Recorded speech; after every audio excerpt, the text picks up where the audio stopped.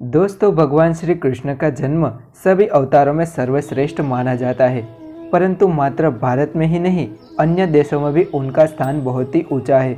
जब द्वापर युग में भगवान श्री कृष्ण का जन्म हुआ था, तब उन्होंने अपने जीवन में ऐसे बहुत से कष्ट भी भोगे थे, परंतु भगवान श्री कृष्ण ने उन सभी कष्टों को खुशी खुशी से सह लिया था। तो आज हम जानेंगे कि भगवान श्री कृष्ण ने अपने जीवन काल में कौन कौन से ऐसे कष्ट भोगे थे, जिससे हम मानव समुदाय को भी कुछ न कुछ सीख ज़रूर मिलती है। तो वीडियो को अंत तक ज़रूर देखें, और अगर आप हमारे चैनल पर नए हैं तो चैनल को सब्सक्राइब ज़रूर करें और बाजू के बेल आइकन को दबाएं।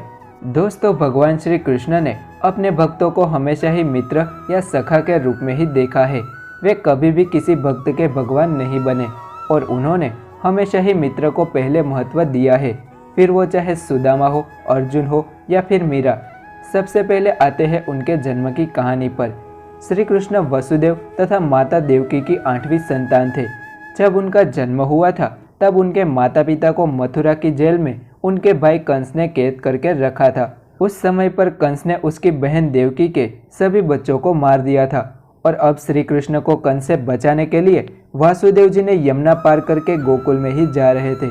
उस समय पर भारी वर्षा भी हो रही थी, बादल जोरों से गरज रहे थे।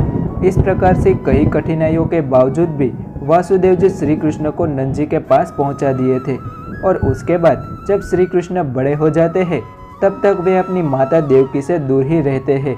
उसके साथ माता यशोदा भी श्री कृष्ण को बहुत ही प्रेम करती थी, परंतु उनको पता होते हुए भी वे वासुदेव जी और देवकी जी से दूर रहे थे।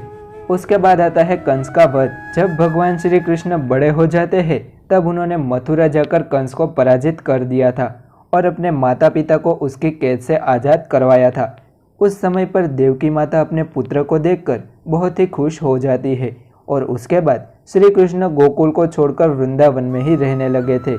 जिस श्री कृष्ण ने अपना पूरा बचपन गोकुल में ही बिताया हो, जो माता यशोदा और नंद से भी दूर नहीं रह सकते थे, जो हमेशा गोपियों के साथ ही खेलते थे, जो राधा जी के बगैर रह नहीं सकते थे, ऐसे में वो सब बातें एक ही क्षण में उन्होंने छोड़ दी थी। ये बात उनके लिए बहुत ही बड़ी कठिन थी, लेकिन फिर भी उनको ये करना पड़ा था। जब भगवान श्री कृष्ण के राज्य पर जरासंध का आक्रमण बहुत ही बढ़ गया था, तब भगवान श्री कृष्ण के राज्य के लोग उनसे बहुत ही परेशान हो गए थे। तब भगवान श्री कृष्ण ने द्वारका नगरी का निर्माण करवाया था, जो आखिर में डूब गई थी। उसके बाद आता है शिशुपाल का वध। जिस समय पर शिशुपाल का जन्म हुआ था, तब उसकी मृत्यु भी निश्चित हो गई थी। जिस समय पर शिशुपाल श्री कृष्ण की गोद में गया था, तब उनकी माता को पता चल गया था कि शिशुपाल का वध श्री कृष्ण के हाथों होने वाला है, परंतु उस समय पर श्री कृष्ण ने अपनी बुआ को वचन दिया था कि मैं शिशुपाल की 100 गलतियों को माफ़ कर दूंगा। उसके बाद एक समय ऐसा भी आता है कि शिशुपाल ने श्री कृष्ण को 100 से भी ज़्यादा बार अपमानित किया था। उस समय पर श्री कृष्ण ने अपने सुदर्शन चक्र से शिशुपाल का वही वध कर दिया था।